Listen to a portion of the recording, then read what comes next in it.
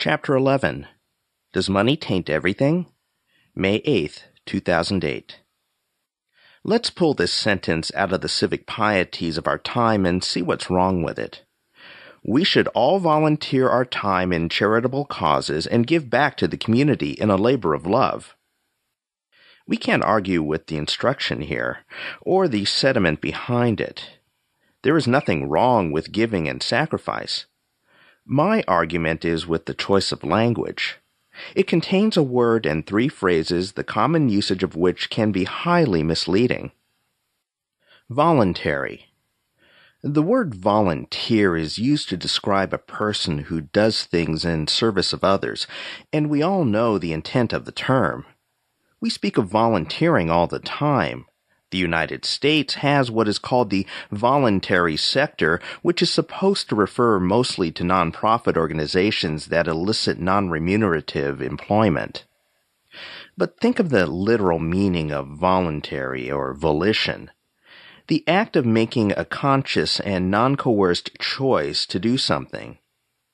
The opposite is to be forced to do something. So prisoners are forced to sleep on mats. People in the army are forced to march here and there. Or you and I can volunteer to sleep on a mat or to march here and there. It's true that people serving soup to the poor are not forced to be there. But in what sense does introducing wages or profits or money generally change the nature of choice? Are the paid administrators of homeless shelters any less volunteers? Not at all. They are making a conscious choice to serve the poor, just as the unpaid volunteers are making a conscious choice to be there. They are all free to do something else. Let's expand this to the for-profit sector. No one who works in retail or software or any other industry in a free economy is being forced to do anything. They are all there by choice, a result of having evaluated a variety of options and chosen one option over every other possible option. The opportunity foregone here is what might be called the cost of that choice. The doctor who administers medicine, the lawyer who writes a legal brief, the salesman who sells you a suit, the clerk who rings up the total, these are all volunteers. The investment banker is a volunteer.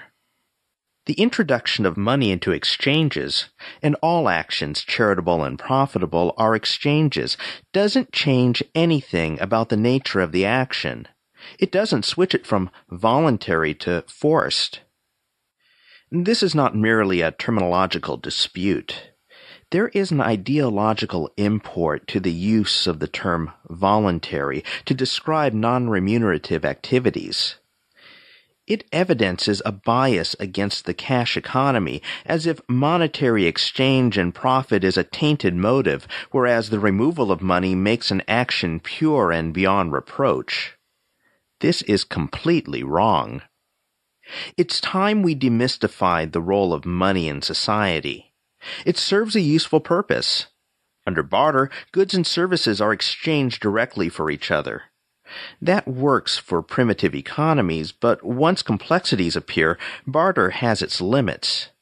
You can't exchange a cow for an egg or an auto plant for a hat because these goods aren't divisible. You need money to serve as a proxy for goods and services to exchange later. Money also serves the vital function of permitting economic calculation so you can know if exchanges are profitable, non-wasteful and productive, or yield losses, wasteful and non-productive. Thus is the institution of money not inherently corrupt or tainted. It is highly useful and necessary and arises merely in response to the desire of people to cooperate. Give back to the community. Give back to the community is a phrase used to implore people who have been successful in business to donate their time, talent, and treasure to some cause besides their business. There is no arguing with the injunction to serve others, but there is a problem with the phrase, give back. It implies that people with money have taken something from others. But presuming that the business person has been successful through enterprise, their wealth comes not from taking, but from cooperating with willing buyers. Let's see how this works. When you need milk in a hurry, you dash to the convenience store and pick up a carton. You put it on the counter and the clerk says what you owe. At that moment, there is a calculation made. The clerk determines that he, or the person who employs him, values $2.50 more than the milk. You, on the other hand, determine that you value the milk more than the $2.50 you have been asked to pay for it. You exchange, and voila, you are both better off as a result. You have done a service to the convenience store, and the convenience store has done a service for you. The store is richer in money, and you are richer in goods. What do the two parties to the exchange owe each other afterwards? Nothing. What does justice demand? That they keep the bargain and nothing else. The milk can't be sour. The check can't bounce. Nothing else is required or asked. Now, if the store clerk is sick and needs help, or the customer is poor and needs shelter, that's another matter. But what is asked in this case is completely unconnected from the results of the economic exchange. Expand this logic more broadly, and we can see that it applies to all people who make money, even vast amounts. Even the richest person, provided the riches come from mutually beneficial exchange, does not need to give anything back to the community, because this person took nothing out of the community. Indeed, the reverse is true. Enterprise gives to the community. Their owners take huge risks and front the money for investment, precisely with the goal of serving others. Their riches are signs that they have achieved their aims. Labor of love. The phrase labor of love is used as a kind of euphemism for doing work without pay. It is an apt phrase if it means only that the person is so wild for his work that he is willing to do it even when there is no remuneration. But the phrase is also laden with the implication that if you are getting paid, it is not a labor of love. Surely the most successful employees are those who love their work. That they receive salaries or wages in return for services offered only serves as a sign and a symbol of the value that the business owner attaches to that work. They are cooperating to their mutual satisfaction, which one might say is a form of showing love. In that way, all labor in a free market is a labor of love. Both parties are giving and receiving. Another unfortunate way to use this phrase is to imply that if you refuse to work without wages, you are not showing love. It is an undeniable fact that the use of time means the use of the most valuable resource we own. If a worker gives up a day that he could otherwise use earning wages, he might be foregoing a few $100s of income. This lost income is the cost. It is what he pays in order to pursue a labor of love. So he is not merely foregoing income. There is a sense in which he is contributing to what otherwise would have been his income to the cause he is serving instead. What if that money was meant to buy groceries or medicine for his children? In this case, doing a labor of love instead would be a cruel act.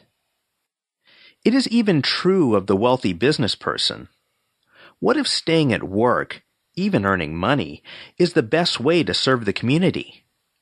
What if that person is a pharmacist or a doctor or a website worker who is helping to provide people vital information about religion or health or some other vital issue? Labor for wages is just as much a contribution to society as working somewhere else for free. What if a person is responsible for the well-being of thousands of employees? Is it not an act of love to stay on the job? There is no point in claiming that love is involved only when donating your time at no pay. You can pay or be paid and still show love. Again, this is not just about terminology. It is about the assumptions many people bring to the subject of economics as it affects ethics. People often take it for granted that the cash nexus is incompatible with clean living. We gain a clearer understanding of this issue by seeing that money and finance are merely instrumental institutions that serve the cause of human cooperation and human betterment. Yes, we should volunteer in charitable causes and give to the community in labors of love. This may not mean serving soup in a homeless shelter. Indeed, it might mean pulling down a large salary as an investment banker for commercial real estate ventures. Once we understand that the market economy is not incompatible with social justice, but is rather a form in which authentic social justice is realized in the real world, we will be more careful with the language we use.